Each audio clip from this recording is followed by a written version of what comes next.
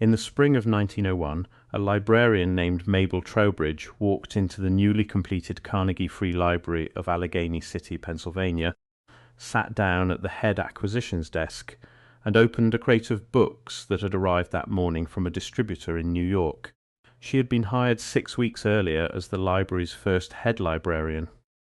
She had submitted her acquisition list to the library's board of directors, a list she had compiled over 3 months, drawing on the recommendations of educators, local civic leaders, and the American Library Association's published guidance on collection standards for a public library of the facility's size.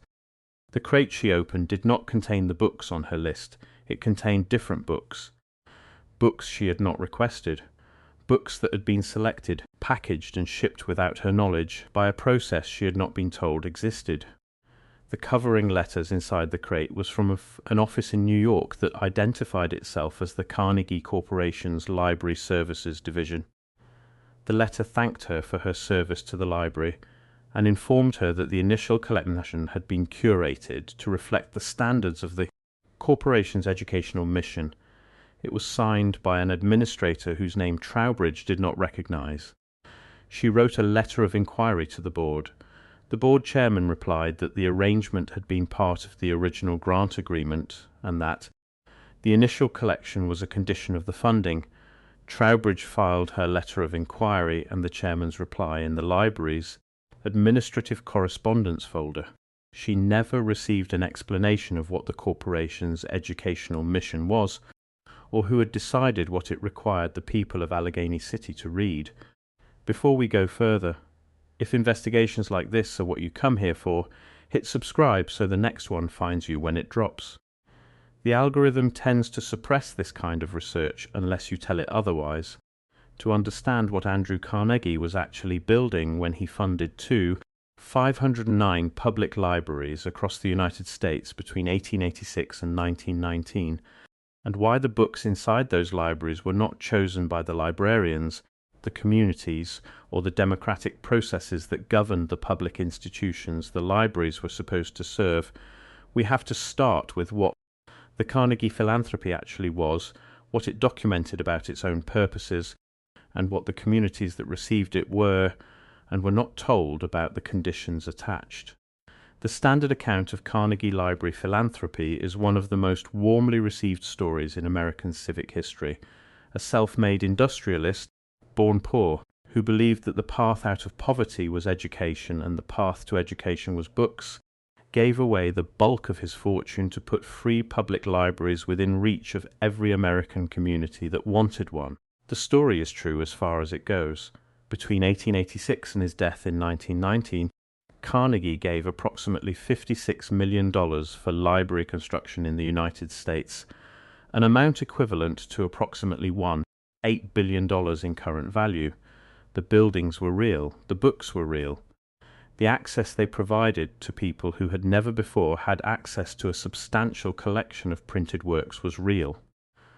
What the standard account omits is the grant structure, the specific conditions that communities were required to accept in exchange for the construction funding, the oversight apparatus that the Carnegie Corporation maintained over the libraries it funded, and the degree to which the educational philosophy that shaped the collection decisions was Carnegie's own rather than the community's own, imposed through contract terms that local officials accepted without public disclosure of their full implications.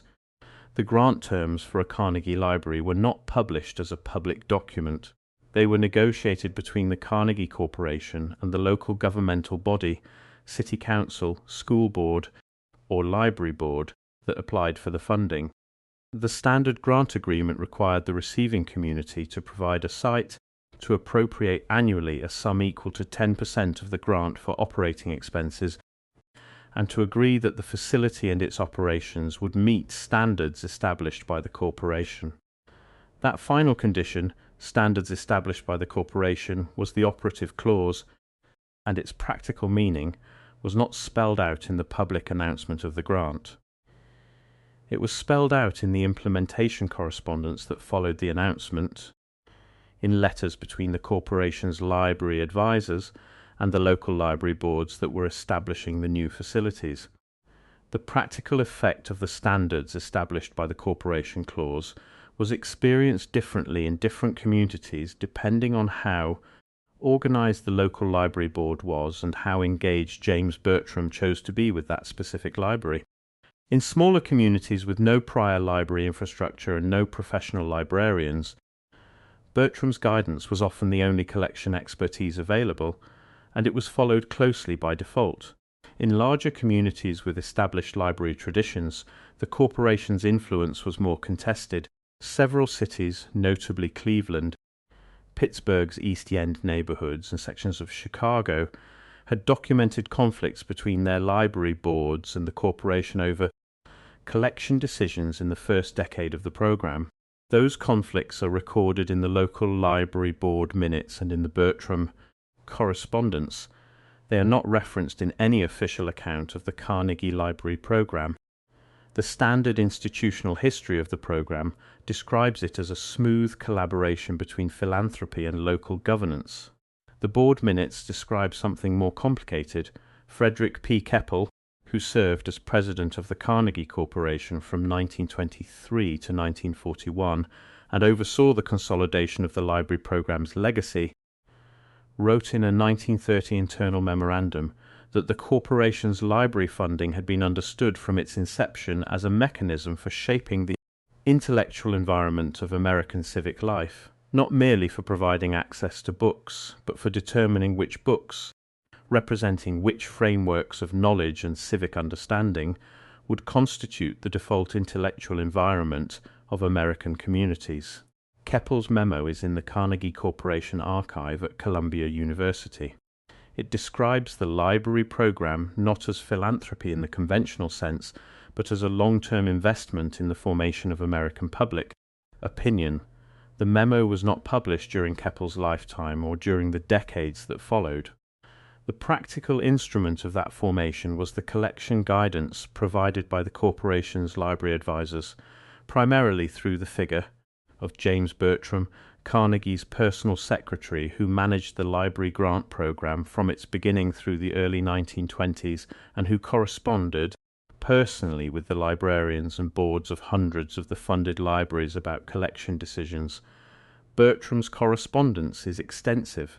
It is archived, and it documents, in the specificity of his recommendations and the authority with which he made them, a systematic exercise of curatorial influence over what was available for reading in communities across the United States that had no democratic accountability and no formal acknowledgement in the public statements surrounding the program. Bertram's recommendations were not random. They reflected a consistent intellectual framework, one that emphasized practical and vocational content over political philosophy, that favored economics texts presenting a market-oriented framework over those presenting labor or socialist perspectives, that was selective in its inclusion of historical accounts that addressed industrial labor conditions or class conflict, and that was consistent with the worldview of the men who controlled the institutions of industrial capital that Carnegie had himself represented. This pattern is documented in the correspondence and in the analysis of collection composition at Carnegie libraries conducted by library historians, including D. Garrison, whose 1979 study Apostles of Culture examined the professional and ideological dimensions of American librarianship in the late 19th and early 20th centuries. Garrison's study was published by the Free Press and reviewed in academic library journals. It did not circulate widely outside the library science field. The ideology embedded in the collection guidance was not a matter of random personal preference. It was a coherent educational philosophy that reflected the worldview of the American industrial elite of the late 19th and early 20th centuries, a worldview in which poverty was primarily the product of individual failure rather than structural conditions, in which labor organization was a form of destructive agitation rather than legitimate civic activity, and in which the purpose of education was to equip workers with the practical skills they needed to be productive members of an industrial economy, rather than to develop the analytical capacities that might lead them to question the structure of that economy. This philosophy had a name and an institutional home. It was the educational philosophy of the industrial philanthropists, articulated most explicitly by Frederick T. Gates of the Rockefeller General Education Board, the same Gates whose 1904 memorandum described the goal of producing tractable rather than thinking citizens. Carnegie's library program and Rockefeller's Education Board were parallel instruments of the same project. They were not coordinated through any formal agreement. They did not need to be. The men who ran them shared a framework, and the framework produced consistent results. A librarian named Anna Hadley, who served as head librarian at the Carnegie Library of Homestead, Pennsylvania, the library Carnegie had funded in the same town where his steel company had deployed Pinkerton Guards against striking workers in 1892, kept a detailed personal journal throughout her 22 years of service.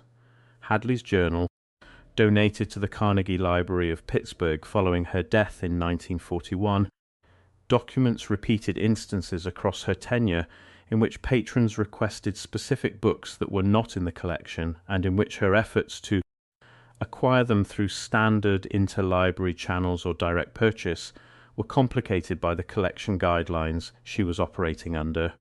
Her journal entries do not accuse the corporation of censorship in those terms. Hadley was a professional librarian who understood the institutional landscape she operated in, and who had no interest in producing a document that would end her career. What she produced instead was a record of professional frustration, the frustration of a trained librarian repeatedly unable to serve her patrons' documented intellectual needs within the collection framework she had inherited. The Homestead Library had been built on the same ground where Carnegie's name was most directly associated with industrial violence.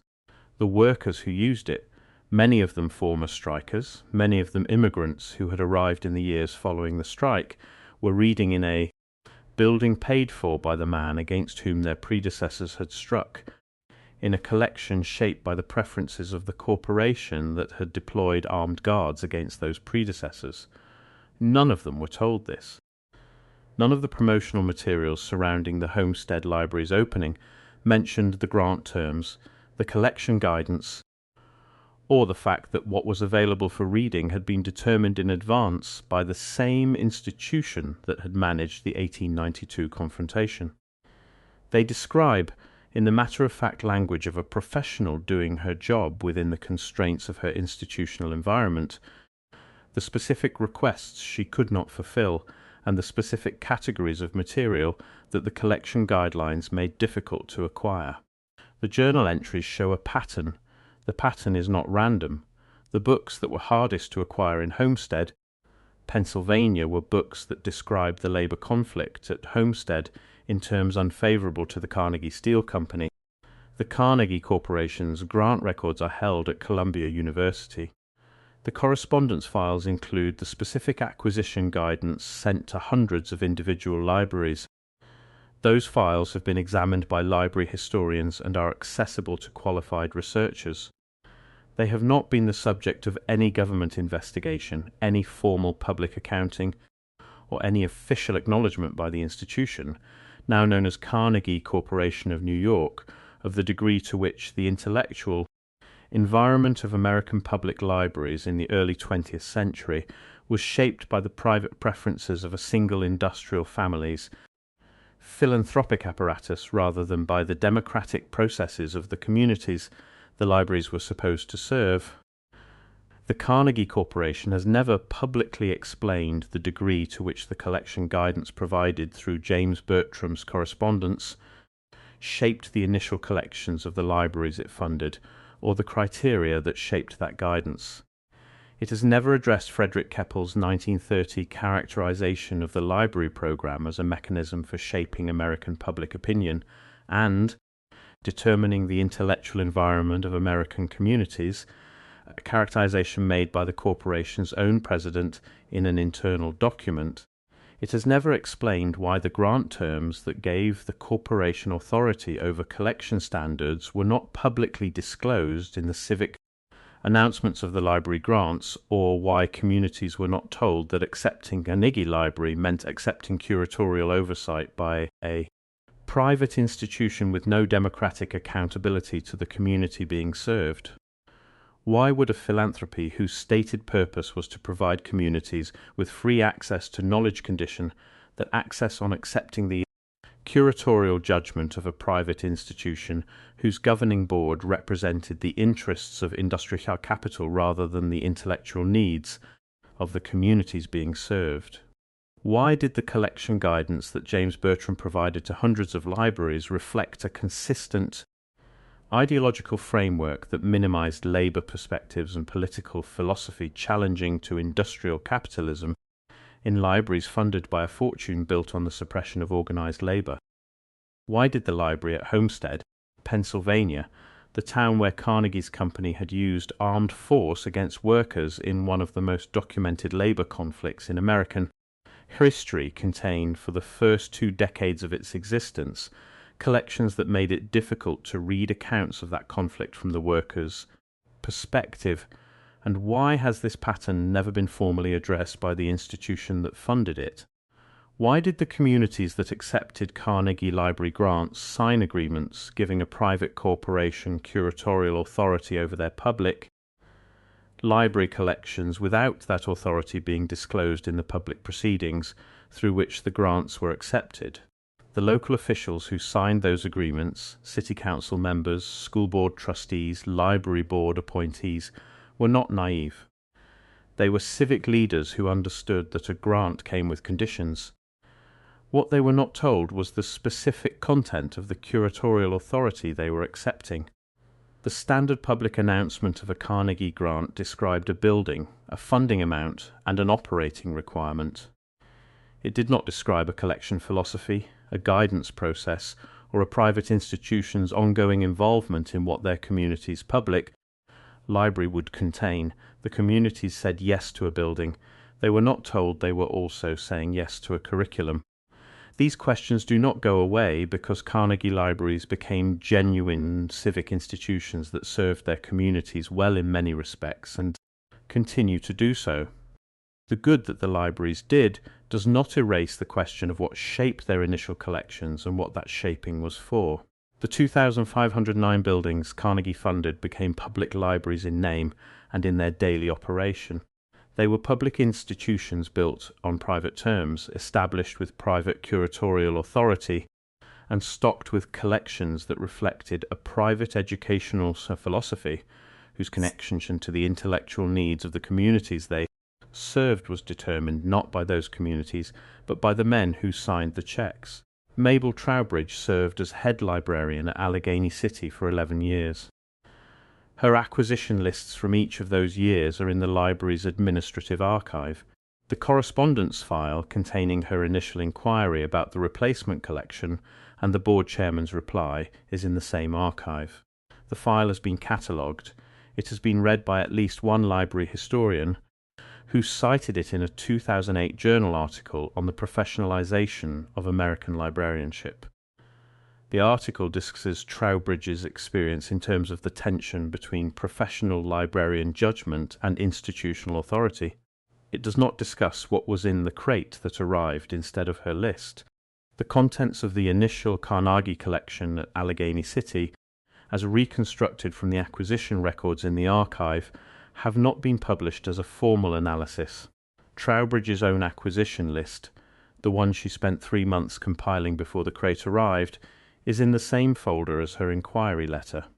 A researcher with access to both lists could compare them directly, what Trowbridge thought the community needed, and what the corporation decided it should have.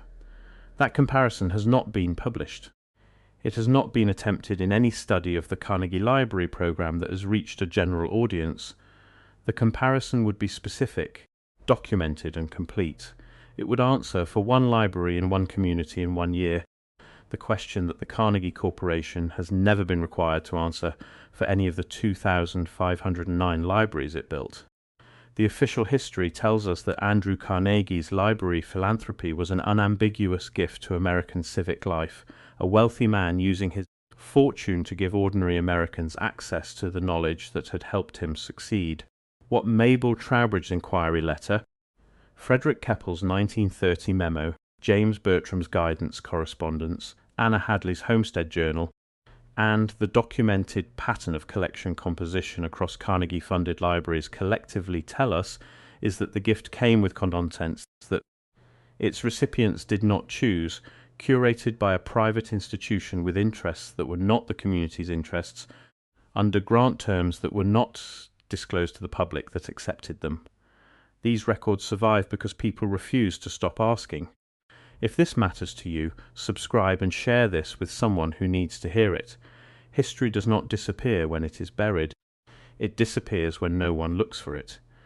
Next week I am pulling a thread that connects Carnegie's library collection philosophy to the broader program of industrial philanthropy that simultaneously funded the university departments, textbook publishers, and professional organizations that shaped what teachers were trained to teach in the same decades when Carnegie was shaping what communities were able to read.